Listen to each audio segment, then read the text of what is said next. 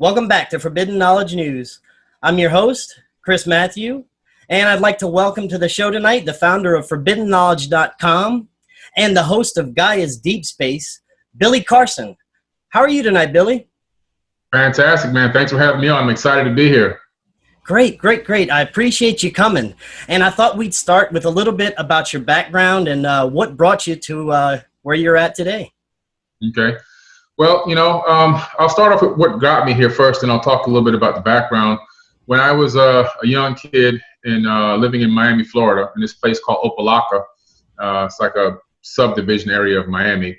It's pretty close to the Opa-locka airport, and I would go out in my backyard and watch the planes go over. And you would see airplanes go over every 15 to 20 minutes. And it would take them a few minutes to clear the horizon.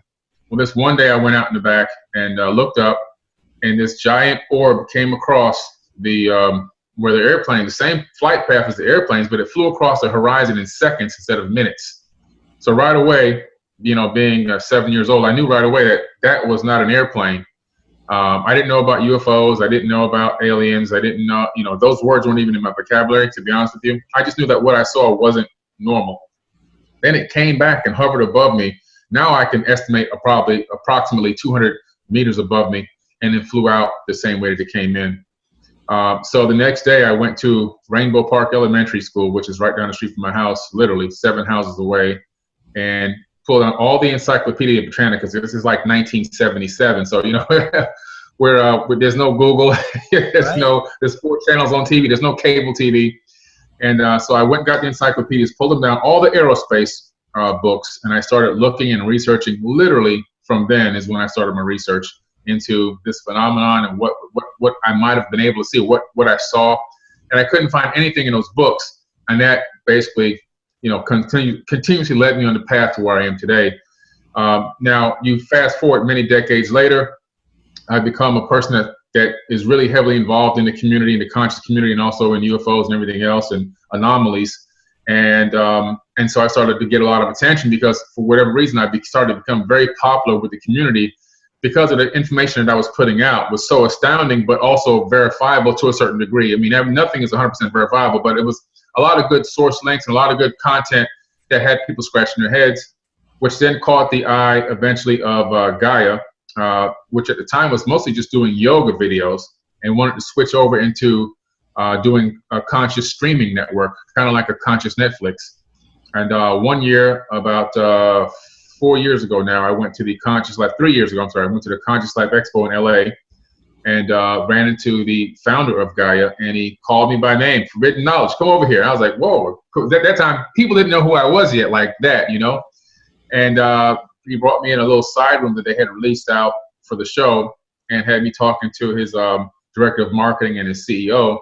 And they said that they would like to, potentially work something out with me. And I was thinking, okay, yeah, A week later, they called me up, flew me out there, and they grilled me in a lot of questions, and seemed like it worked out because they ended up putting me in Deep Space Season 1, Deep Space Season 2, Ancient Civilizations, which is a new series that they just came out with, and I'm hoping to be on Ancient Civilization Season number 2.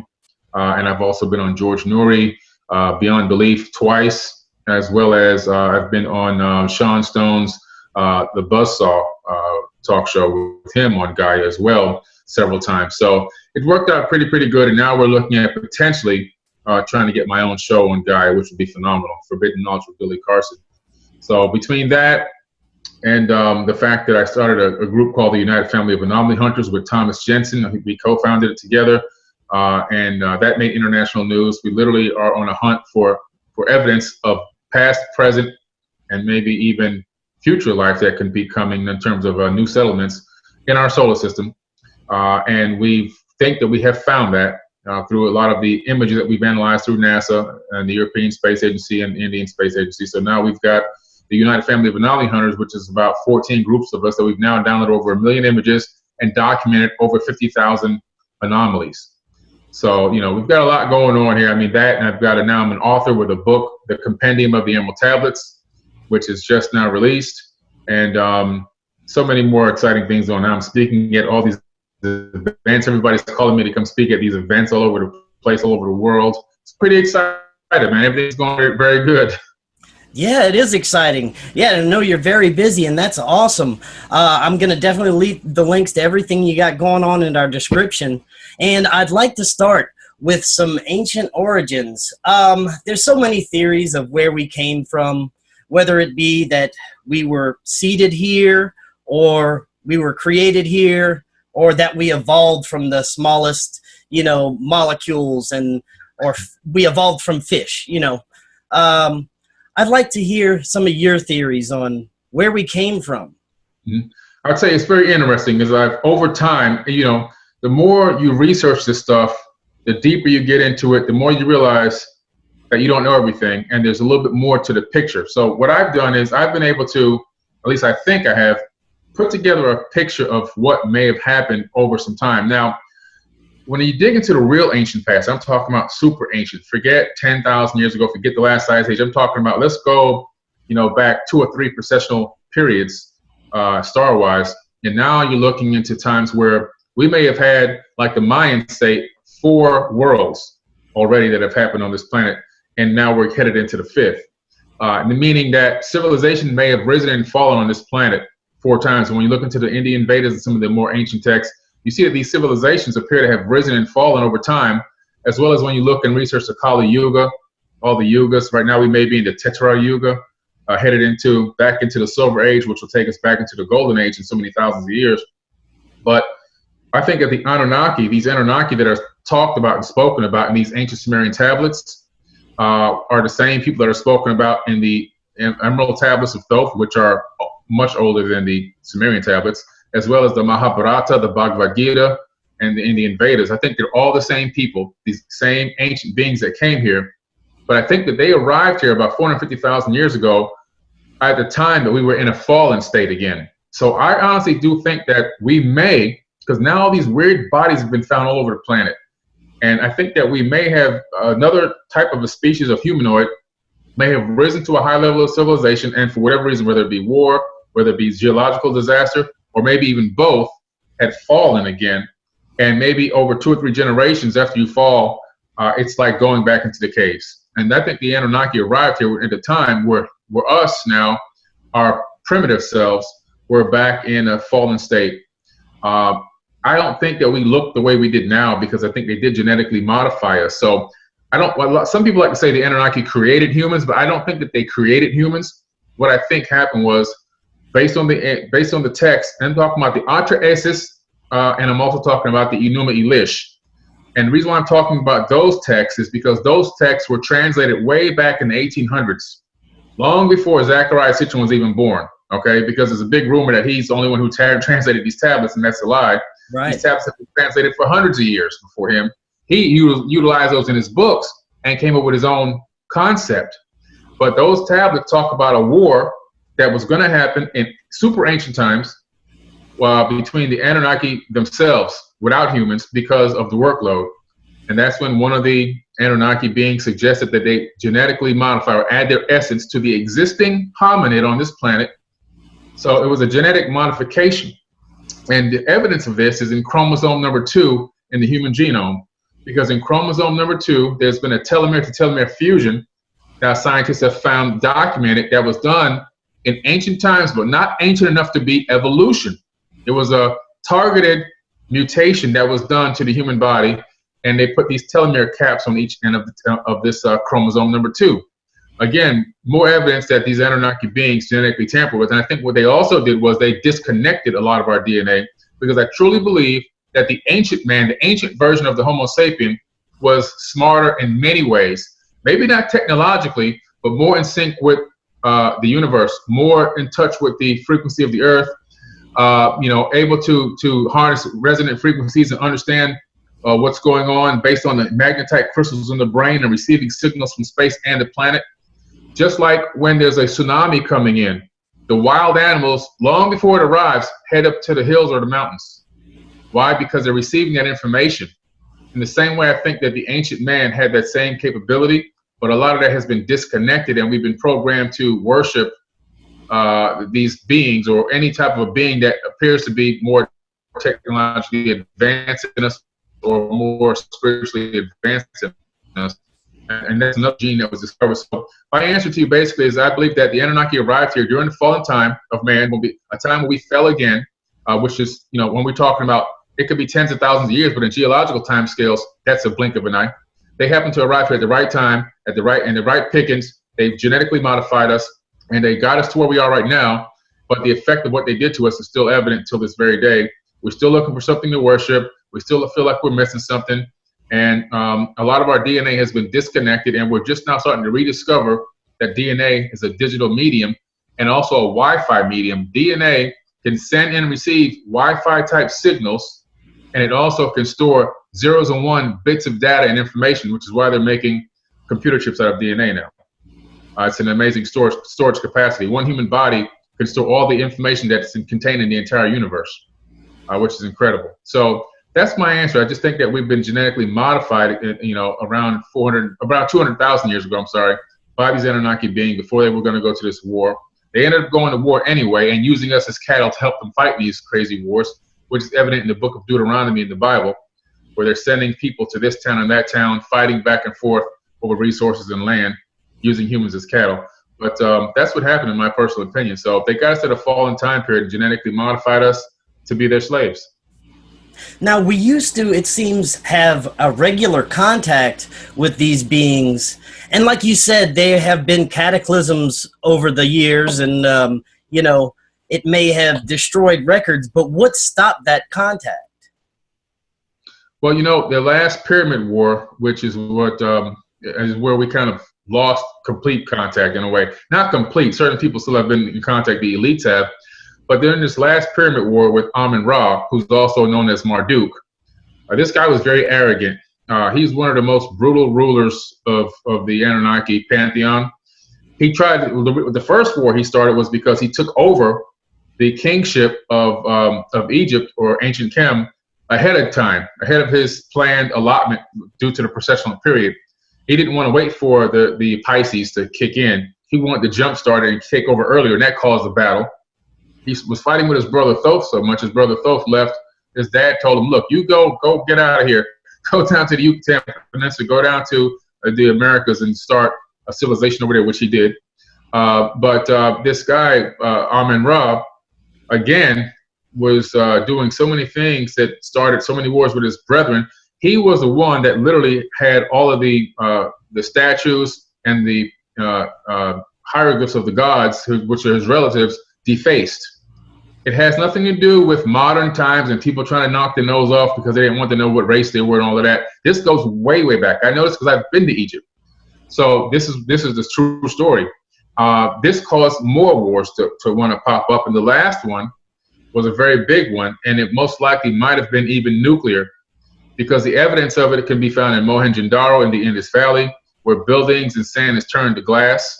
Even in Giza, if you put your hand down deep enough into the sand, you'll pull up balls of glass. This can only be caused by extremely, extremely high temperatures, 3,000 plus degree temperatures, which may be evidence of weapons blast. And this can be found all over that region. These vitrified remains of structures and buildings and even dead bodies still laying in the street with excessive radiation still in them till this very day. So that's one of the main reasons that I think that a lot of them got out of here, was because of this last war. I think it decimated a lot of the areas. I think that it brought what they were calling an evil wind, which most likely was probably some type of radiation or whatever weapons signature residue that was left behind, but whatever type of weapon it might have been. It was deadly because people's nails were falling out, their eyes were bleeding, their hair was falling out. This is all signs of radiation sickness.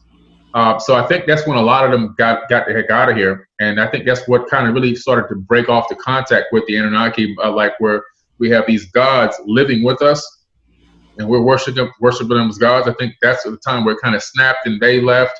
And a few small remnants did stay and hide out. But I think that's when a majority of them got out of here. So do you believe there were different races involved in this war? Different factions? Yeah, absolutely.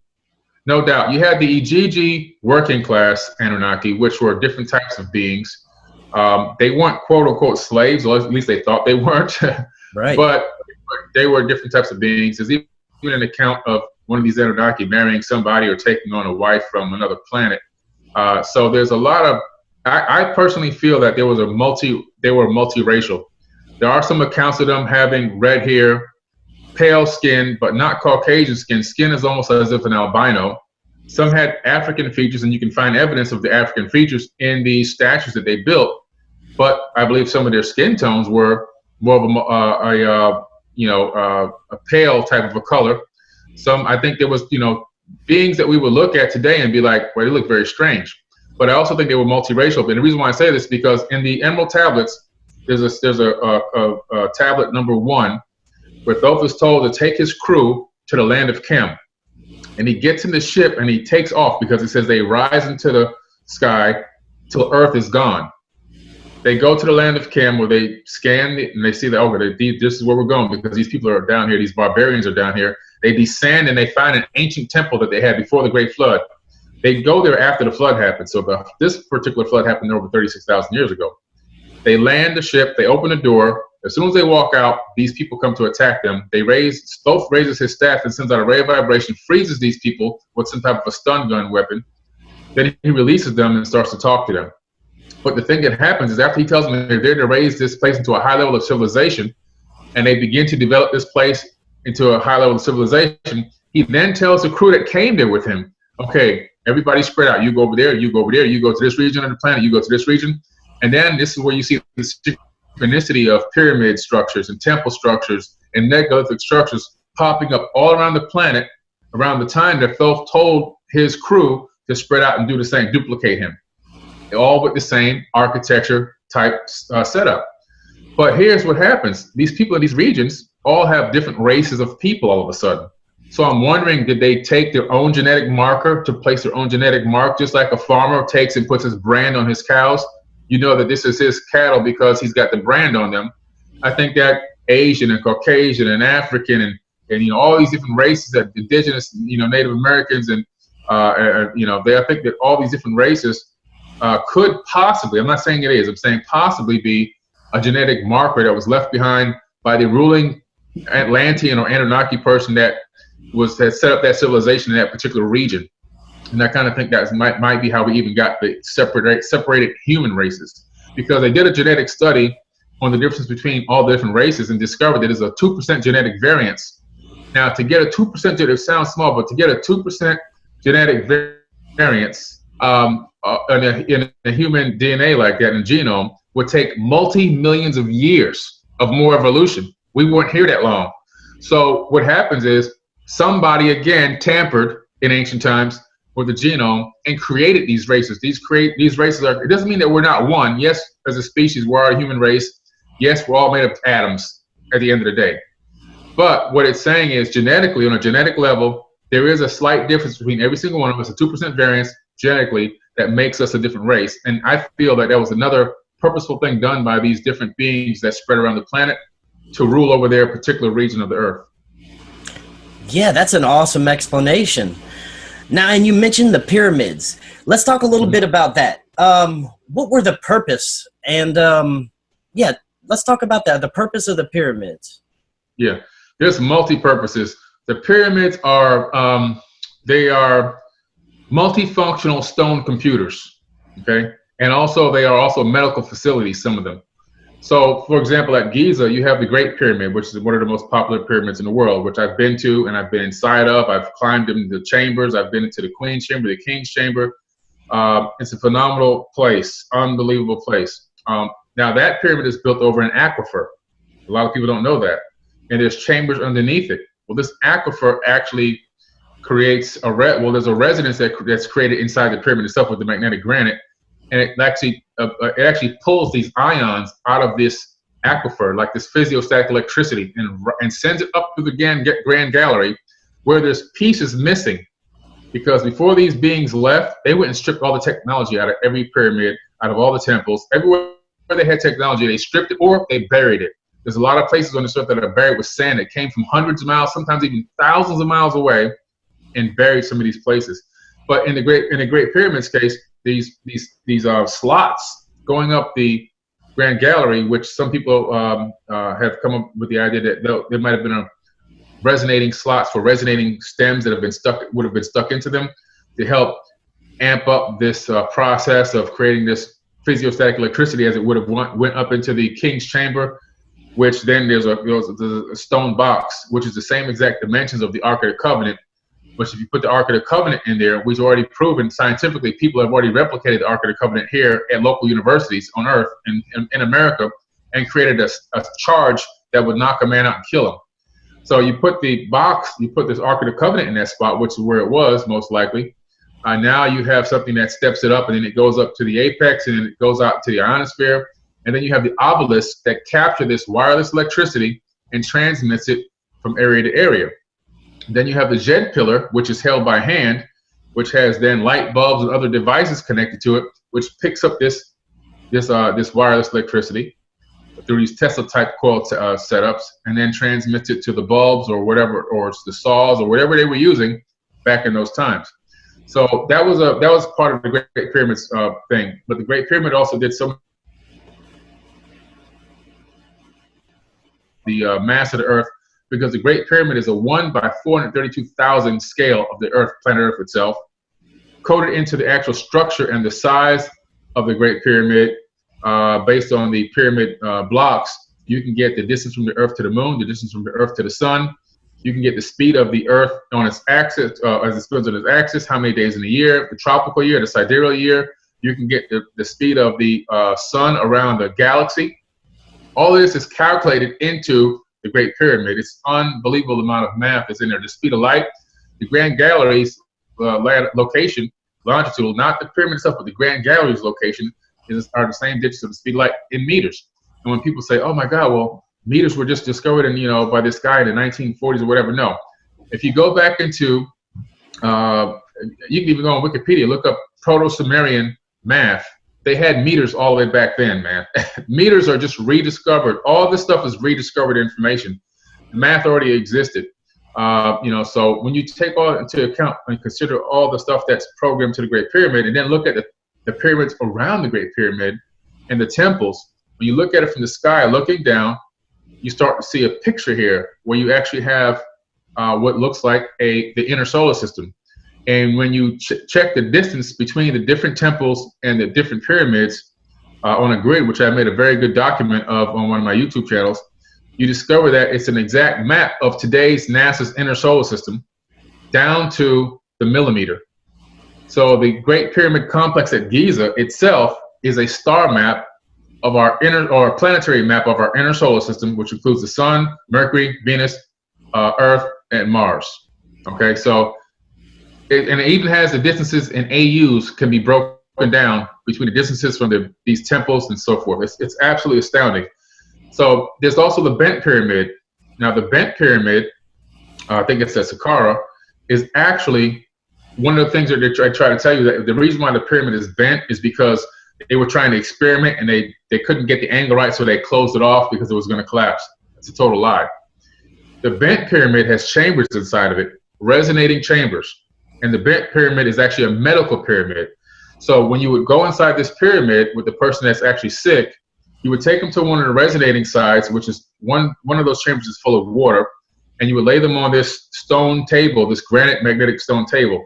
The doctor or physician who's going to diagnose the illness will go to his other chamber that's kind of hollowed out, and then a special noise would be made, whether it's a gong or one of those stones will be struck.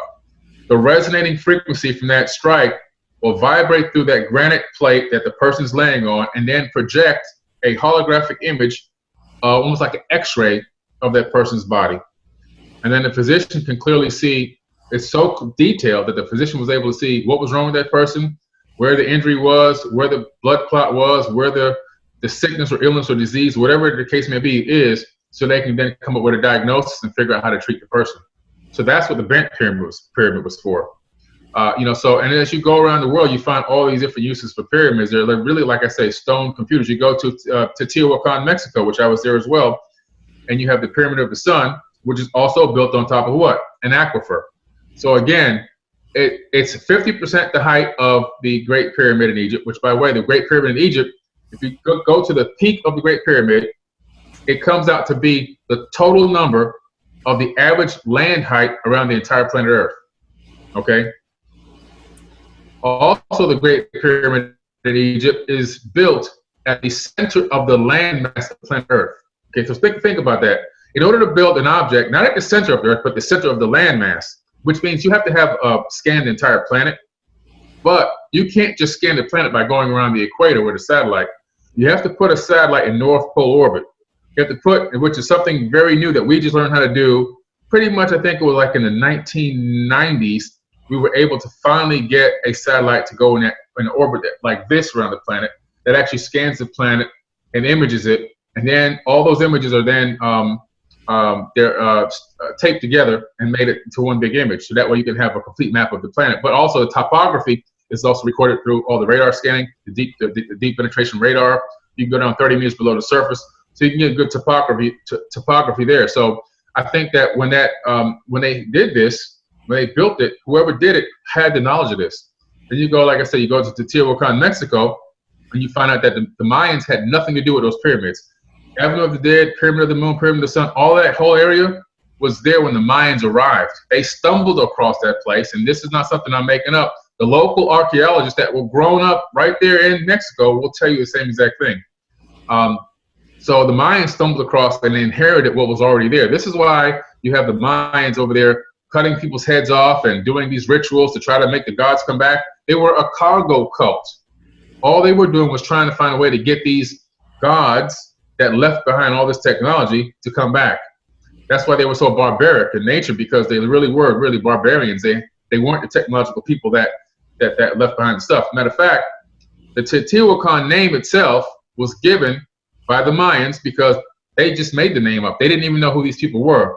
They left behind the Olmec heads and left behind information about Thoth. Again, the evidence that Thoth, who's also to them Quetzalcoatl, that's his name over there, who came from Africa with these Olmecs and built this advanced civilization. And then for whatever reason, they were gone again. But the Pyramid of the Moon is actually 8 pyramids. It was built for Thoth's wife. It's actually 8 pyramids stacked on top of each other. The total purpose and function of that pyramid, nobody really knows or understands. I don't know myself. But the tunnels connecting all those pyramid structures up and down the Avenue of the Dead have been found with 2 things in them. Mercury, which is an amazing thing because mercury is very deadly. Why would you have that much mercury around? I'm talking about a lot of mercury. Well, mercury has a lot of properties to it when you electrify it.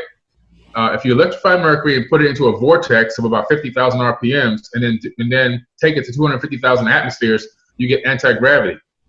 So you can actually break Earth's gravity with mercury under those conditions, especially if you put it in a magnetic torus and to get it to about 50,000 RPM. So you find mercury underneath that pyramid structure. You also find silicates inside the tunnels that connect these pyramids. Now these type of silicates actually insulate electricity. So these tunnels now, to me, are electrical conduits that are connecting these pyramid structures together underground. And this may have been some type of massive power structure. Now, one thing that's weird about the Teotihuacan pyramid complex is when you look at it from the sky looking down, it actually matches a modern day computer circuit.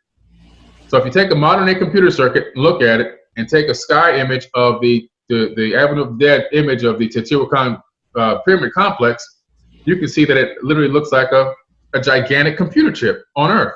So what its total function was, we don't know. But here's the thing. Giza Plateau and Teotihuacan Avenue of the Dead complex are also, all 3 pyramids are aligned with Orion. Okay? Yes. So here you have the alignment, the star alignment. The star alignment for China as well. China has 3 pyramids. They also align with Orion. So you see the consistency across the board. These pyramids were multifunctional stone computers that had so many different things that probably even more than what we're even talking about right now. These people had the understanding and know how to use it. They knew how to use resonant frequencies. They knew how to use electromagnetic frequencies. And they also knew how to literally create matter out of space-time, which we are just now getting into ourselves now. And science has just now taken the first photonic light and converted photonic light into actual matter in the science laboratory. So we're just trying to catch up to where they already are. They're probably 1 million years ahead of us. Wow. So do you think that these ancient powers that these pyramids had, do you think that we could still access those today in some ways? And do you think that eventually these other civilizations may come back to repossess them and use them for what they were originally used for? Two good questions. The first thing is, yes, we can reclaim this technology or rediscover it, because we already had a few people that did. We had Nikola Tesla, who built the Wardenclyffe Tower, utilizing, according to him, the same technology of the Great Pyramid. Okay, he built it on top of an aquifer using physiostatic electricity, all the same components that go into the structure of the building of the Great Pyramid. He kind of backward engineered it, and he actually created wireless electricity, and he also did more than that with his tower. He was able to send sound and images around the planet, which means that the Great Pyramid could have done the same exact thing. So we talk about internet and Wi-Fi way back in ancient times. So that's amazing. Then you have the fact that these people, I think some of them, a small remnant, are still here, but there's a rumor that there's going to be a return, and this goes across the board in almost every religion that you look at, which have taken all this return information from the ancient tablets, because these people always said that they're going to come back at a certain time. Now, to us, it seems like lifetimes it takes, or generations that it takes for these people to come back. But when you live for 10, 15, 20,000 years, it's literally the blink of an eye. If I can live for 50,000 years and I disappear for 1,000 years, it's nothing to me. It feels like I took a nap. But when you look at the Emerald Tablets, Thoth talks about going into the halls of Amenti underneath the Great Pyramid, which they found these chambers, by the way, recently. There's hundreds of chambers down there that they have not found through ground penetrating radar, some a mile deep. He says he goes into these chambers, but he's been in the chambers for 100 years, 100 times. So over the course of many millennia, he's gone down there for 100,000 years to regenerate his body. So that just gives you an idea of the length of time that these people claim that they can live. And when you go to the Ashmolean Museum in Oxford, England, which is what's on display there, the King's List, the Sumerian King's List. The Sumerian King's List, you've got kings ruling for 28,000 years, 14,400 years. That's just how long they ruled. That ain't even how long they lived. So you can see, again, more information or evidence of these people. They can live for tens of thousands of years. And the only time that we got ourselves cut short from how many years we can live is at the Tower of Babel incident, which occurred in the tablets and also in the Bible. In the tablets, it was Enlil, Enki's brother. In the Bible, he's also called Yahweh. Okay, that's what he called in the Bible, but it's really the same story they took that story from the tablets. But he sees the humans working together, building this tower, and it disturbed him because he realized at that moment that humans, whatever they set their minds to do, they can accomplish it. So he destroyed the tower, and he said, "My seed shall not abide in man forever. His days shall be 120 years." So what they just discovered at Harvard. Now they discovered at Harvard University that a human being can live to 120 years under the most pristine conditions. The telomere capsule will stop us from living longer, those caps that they put on chromosome number 2. But now they've learned how to stop that from shortening, and they can extend the life of mice 3 times as much, which means they could probably do it in humans as well. But the rumor, again, goes back to always that these people who live for very long times can come back or will potentially come back. And Thoth in the Emerald Tablet says that he actually left a ship underneath the Sphinx.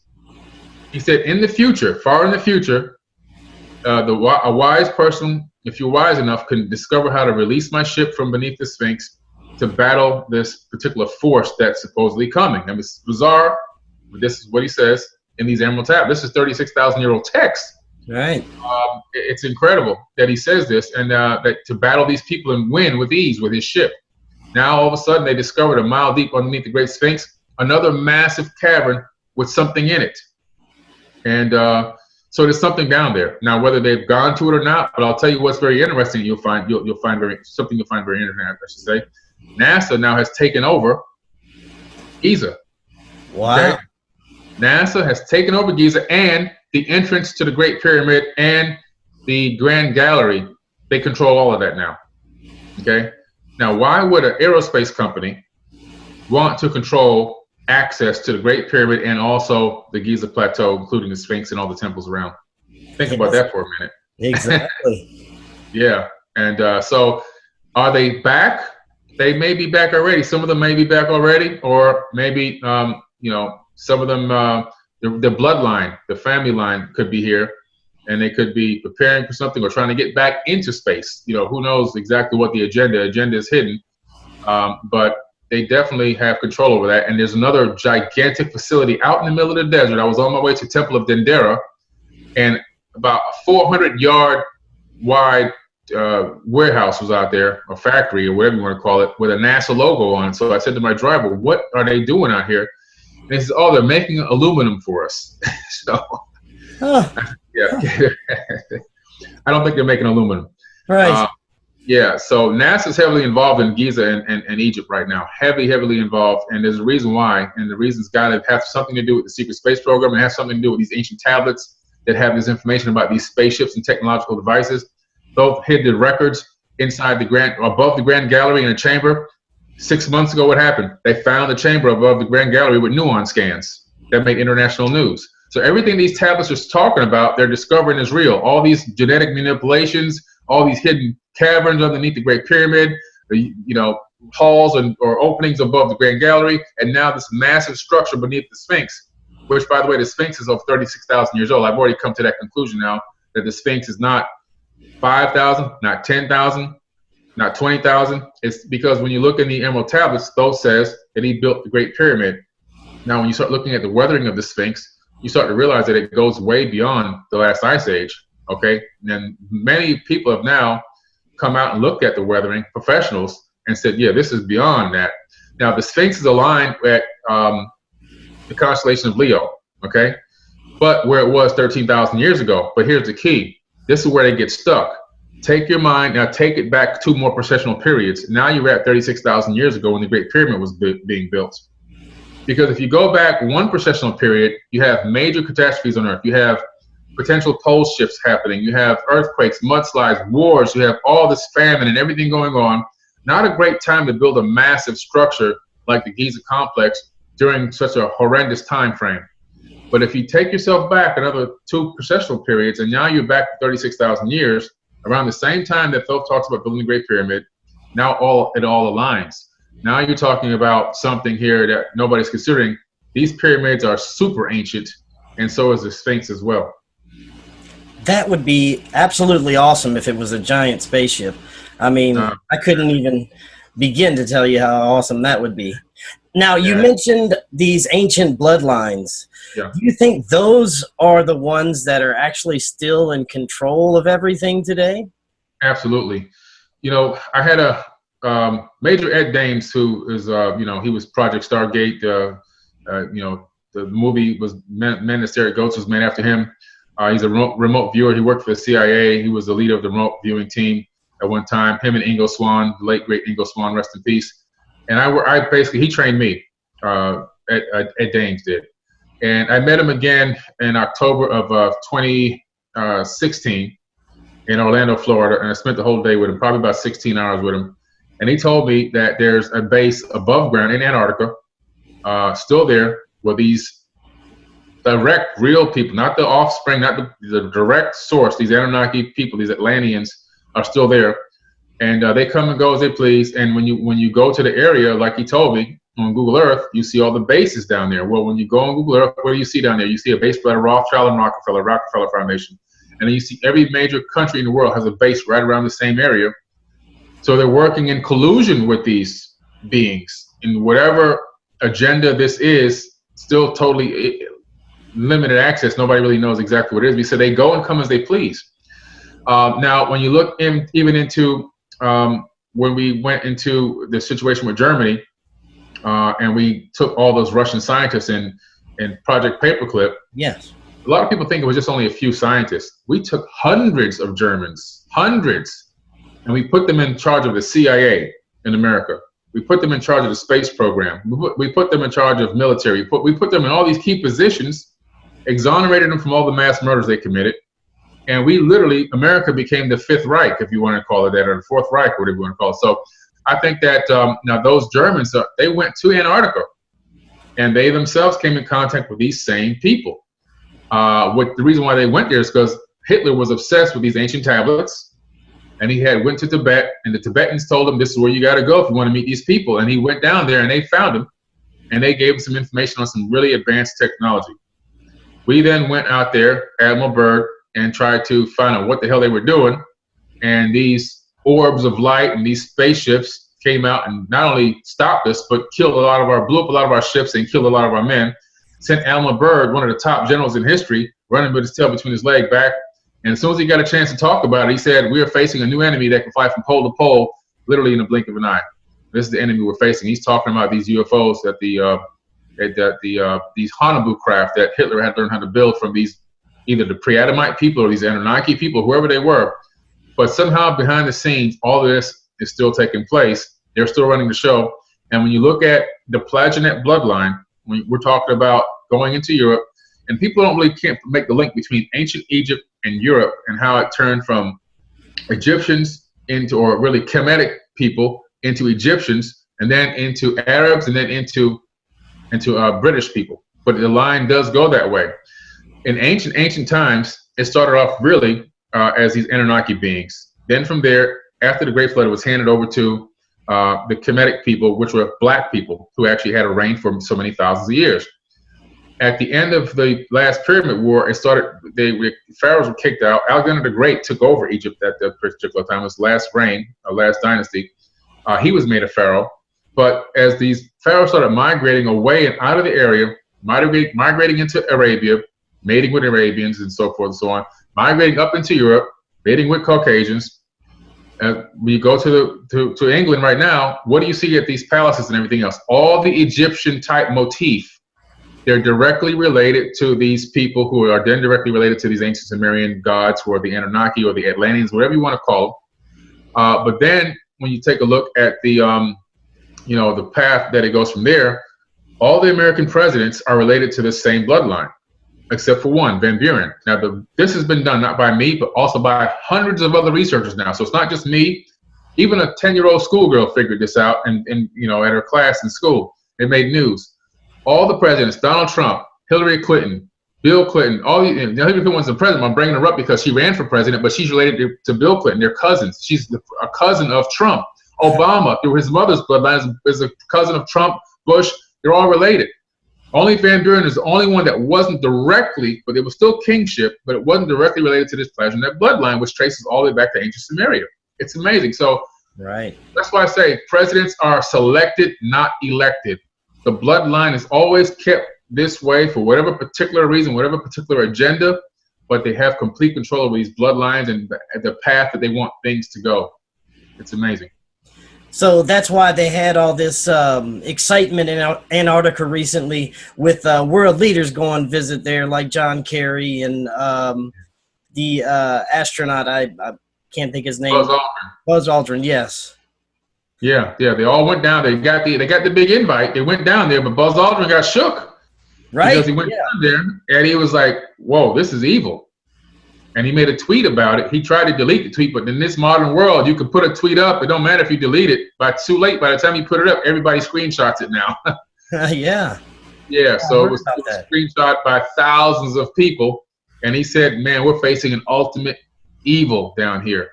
And there was a pyramid that was discovered there around the same exact time this happened, a massive pyramid, which one of the people on my United Family of Anomaly Hunters team discovered and actually went on Ancient Aliens to talk about it, the show. But Buzz, he was shook. They evacuated him, said he got sick. Yeah. But it was more to it than that. So it's these people are down there. They're still there, and they're still behind the scenes pulling the strings. For whatever reason, they have the ultimate power, because if you're dealing with a being or an entity that's tens of thousands of years ahead of you technologically, and is offering you a swap of technology for whatever, maybe it's just resources, maybe they just, who knows, they could just be hungry for food. I mean, if you look at ancient times, every time you see in ancient books, even like the Bible, where these people were making these sacrifices of their first crops and their animals, that was food for these people, these gods. They would take it. This is even known in Egypt now. They laugh at it when you go on tour. They laugh because they'll tell you, yeah, the people would line up for miles to bring all this food, but the food was for the gods to eat, not because it was going to be. And they would tell them, oh yeah, I'm going to bless your family. I'm going to bless your family. Drop this food off over here, because they weren't going to go out there and kill no animals and grow any crops. It was a trick. Everybody fell for it. So we don't know what the trade-off is. It could be some type of resource that they can't get their hands on. It could be an element. It could be whatever. We don't even know. But there's a reason why this joint venture has happened and been allowed, but the secrecy still behind it is there. Now, you mentioned Operation Paperclip and the Nazi involvement with possible off-world entities. And would you say that our secret space program has been birthed from that period? Absolutely. There's no doubt about it. Before that happened, we were NACA, N-A-C-A, and everything was public. It was like open book. Hey, man, we'll even show you how much money, everything, you know. After that happened, man, the books closed, and we changed to NASA, you know, and people were given gag orders, and some stuff was kept public, but a lot of stuff went behind the scenes. And then when they figured out private corporations, now we can start hiding even more stuff. So they started experimenting with Boeing and, you know, all these other little private corporations and giving them the contracts so they can keep everything hush hush, because now I can't go knock on Boeing's door and say, I want to see what's going on. So that's when they got smart. So from way back then, it started trickling into becoming a private secret space program.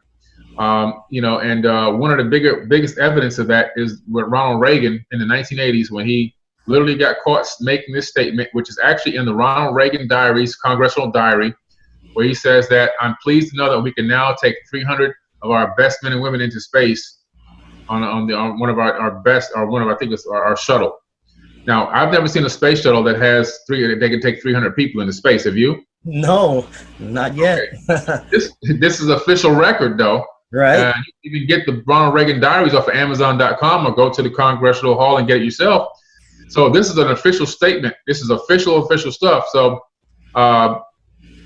we have it. It's called what's it? It's the one with the elongated cigar type ships. I forget the name of it now, but it's a special program that we have for that one. That one is Solar Warden. The one that he initiated was Solar Warden. So we have Solar Warden. That to me, that's real. William Tompkins, who came forward on Gaia TV, talked about creating some of those vessels way back in the 1970s. So how far do you think this goes? Do you think that we have bases on other planets? Do you think we have something going on the moon? Absolutely. There's no doubt about it that on the moon, I believe that other people are living on the moon already. We've got downloaded now the black box through Freedom of Information Act. We have the black box for Apollo 11. We have the black box audio, and we have the black box redacted text documents. But they didn't redact everything. And there's this one particular part of the black box where Buzz Aldrin and these guys are flying over these craters looking for the landing spot, and they actually say, look at those convex craters down there. Now they're trying to say dome structures. And then the other astronaut says, look at the people down there. I bet those people never get out. Now, it's a very interesting statement to make that, because everything's being recorded. Everything's being listened to. If you sneeze, it's caught, you know. Right. So you don't just say stuff just to be saying. It's not, in other words, they're not joking when they say this kind of stuff. I mean, they were really saying talking about what they saw. They tried to be as slick as they could about it, but they were dead serious.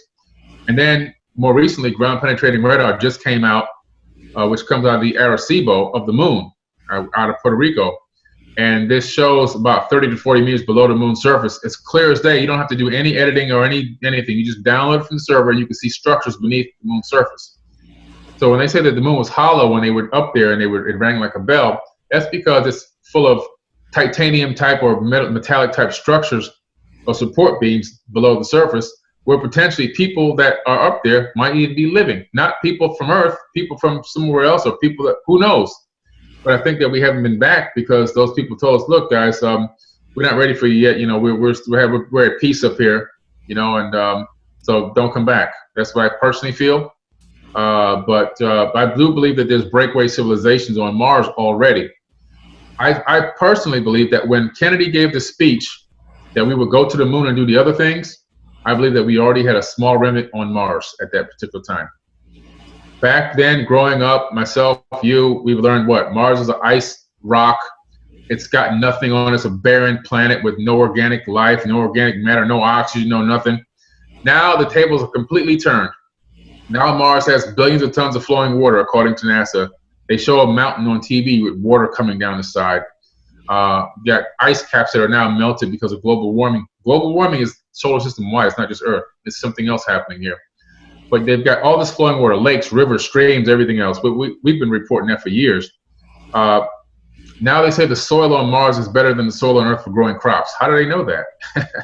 Yeah, okay. exactly. Yeah, this is this is official information. They say now, oh yeah, my bad. There's oxygen on Mars. It's like being at 14,000 feet, 17,000 feet above sea level here. It's very, very thin, but it's there. There is oxygen. There's helium, aluminum. There's, carbon dioxide. There's everything you need to breathe. Krypton, all that stuff you need to breathe is there, except it's very, very thin. That is true. But who knows if you're either acclimated or either if you have a special breathing cap or mask, you may be able to sustain yourself for a period of time up above the surface. Then you have the temperatures. It was an ice rock, right? No, now the highest temperature recorded, even on Wikipedia, by I think it was the Opportunity rover, or might have been Spirit, one of the two, is 98 degrees at the equator in the summer. 98 degrees. Doesn't sound that cold to me all of a sudden. So all this information is coming out. Oh, the magnetic field is too weak. Now all of a sudden, oh, I'm sorry, the magnetic field is strong enough to repel cosmic rays, as well as because of the speed that the planet moves around the sun and it's spin on its axis, it creates something called bow shock. This bow shock repels the cosmic rays as well and radiation as well. So now it's safe to live on the surface without getting cancer in 5 minutes. So all of a sudden, it's a complete flip. And when you look at all the investigation and research we've done in our solar system and all the probes we sent out, where is most of the probes and everything else gone? Mars. Because I believe that there's supply ships going there. We have the X-37B military space shuttle, which takes off and comes back every 2 years. Where's it going? This is a cargo ship that launches in broad daylight, and they go, oh, it's top secret. We can't tell you what we're doing, but we're launching it, and we're coming back. Comes back 700 days later. Where did it go, and what did it take?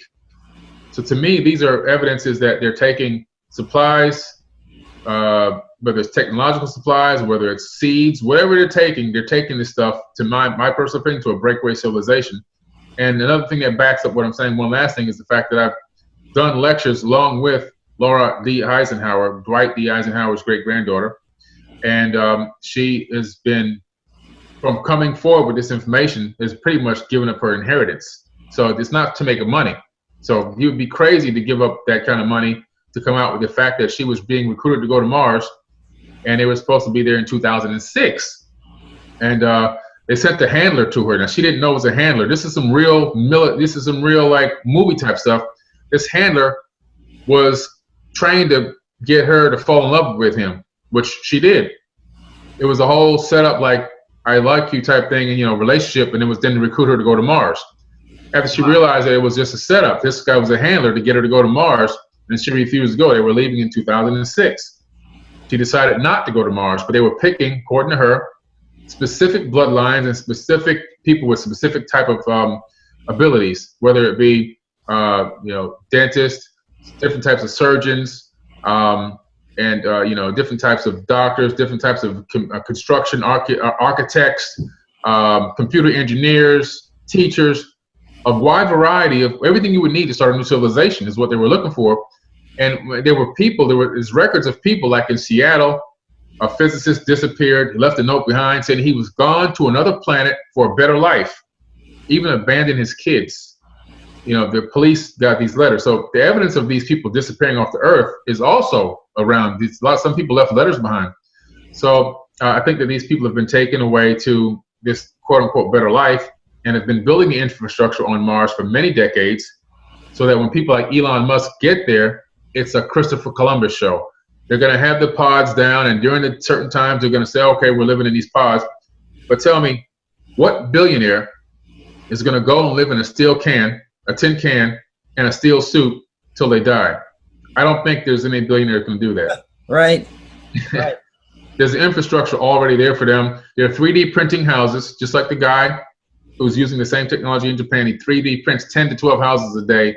They're 3D printing houses with the regolith that's already there on the planet's surface, making structures out of nothing. And I think that they've already started agriculture and everything else. And I think that there's a full breakaway civilization running concurrently here on Mars. And the biggest evidence that I found was a base in McMurdo Valley that I discovered using the worldwidetelescope.org. And I provide the coordinates and everything, longitude, latitude, all the coordinates I have, all the coordinates. There's a McMurdo Valley, which was on Gaia, featured on a Gaia show. I think it was Buzzsaw episode, or either Beyond Belief, where you can see tanks, you can see a swept helicopter, but it doesn't have a rotor. It looks like an anti-grav copter or something, because you can't really see now. Maybe the rotor is spinning. We just can't. It didn't detect it in the image. But and then you also see a turret on the ground as well. That's a military presence. What is that doing in the middle of McMurdo Valley? That's one of the biggest discoveries I ever made, of anomalies that I've ever made. So I think that they're there already. Wow. And with this recent announcement from Trump about this new Space Force, do you think that this is leading to some kind of disclosure, or what do you think is going on with that? It's another way for them to divert money, okay? Because the secret space program is already here. Space Command has been here for decades. You can go to the Space Command website right now. It's been up since long before Trump even got its. I'm gonna tell you the website right now, just so you can have it, because this is ridiculous, man. This whole thing is about money. Let me see, U.S. Space Command. So the U.S. Space Command website is afspc.af.mil. It's been there since forever, okay? Long time. They control space. They control the satellites. They control GPS navigation. They control weaponry. They control if ballistic missiles are headed our way, to blow them up before they get here. And they directly communicate, in my personal opinion, with the secret space program factions, and so that's been there already. Not many people know about it because they never searched it, but it's there. It's even on Wikipedia. This U.S. Space Command. Look it up. I think that this is another way there's too much heat coming down on the Pentagon right now. Another $20 trillion disappeared. We don't know where the $20 trillion went. 14 trillion here, 20 trillion there. It's all black budget money is going into the Avatar project and the secret space program. But now when you come out and say, we're going to do the Space Force, okay? Now you have an opportunity again to say, oh, well, the money went to the Space Force. That's where it's going. And we can't tell you what we're doing, because it's all, it's top secret. But it went to the Space Force now. So I personally just feel it's not a disclosure coming from it. I think that's just a way to divert money, hide more money. Yeah, I would have to agree with that one. Now, in closing, I'd like to close on a positive note. With so much negativity going on, the elite's basically feeding us chemicals, poisoning our sky, poisoning our food and water. If you're just waking up to everything going on around you, what advice can you give people to sort of, detox from everything and kind of deal with what they're waking up to? Yeah, that's a good one, because, when you first start learning about some of this stuff and you really awaken to like the depth of how deep the rabbit hole really is, it can shock you and it can actually depress you. Right. And you actually go into something like a catastrophic mind state, where you think everything is horrible, everything is bad, and what's going on, and we're going to be destroyed and all this other kind of stuff. But you got to keep in mind to that person that the human race is very, very resilient. We've been here for a very long time. We've gone through cataclysms, wars, and everything else you can think of. We're like roaches, man. We're not going anywhere, okay? So what we have to do is you have to understand that this is part of a cycle of time. And we're just in a cycle of time where people are waking up out of a slumber. And it's going to happen over the next so many hundreds or maybe thousands of even years. But as people continue to wake up, and we reach a critical mass of awakened souls on the planet, we are going to head back into an area or age where things. Sometimes you just got to pull back for a minute, and you can't become so fanatical with it that everything is a detriment. Sometimes you got to pull back, sit back, meditate. Get out in nature, feel, enjoy the things that are here for us to enjoy if you can, so that you can at least, have something else to put your mind on. I like to travel. I like to go to different countries. I like to experience those cultures. I like to go to ancient sites and things like that. Maybe somebody would like to travel to places that have national parks, go to national park. Just get out in nature, see, because that has a calming effect. Go to oceans. It has a calming effect. Meditation is phenomenal. Another thing, calming effect. And those types of things, try to eat better, take care of your body, exercise. All those things will help divert some of that negative energy and turn it back into positive, so you can balance yourself. You have to have that yin and yang going. You have to have that balance going. So that's what I would say to those people. Just try to find a balance in their life. try to love people more, try to be appreciative of the things that you do have, instead of always being a negative person, or always having a bad attitude, or always complaining. Try not to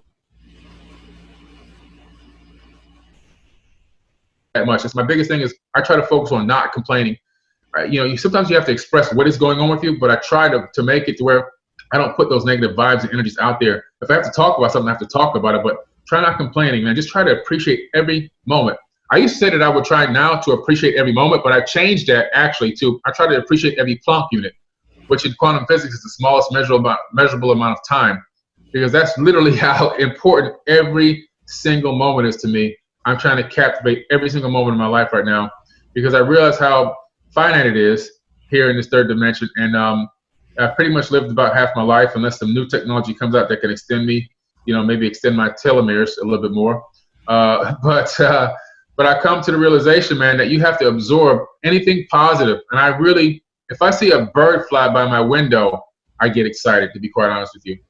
And those are the types of things you have to have. And you have to have that mindset to see that and see the beauty in those things. Because if you don't, you'll just see a dark, dreary world that's not worth anything. And you'll be so depressed and angry at everybody. And your life will be, you know, it'll be over soon, and you'll die and probably be reincarnated to come back and you really learn the lesson, what it's all about. It's all about love, loving yourself and loving others. Yes, I'd have to agree with that. And that's a perfect note to end on.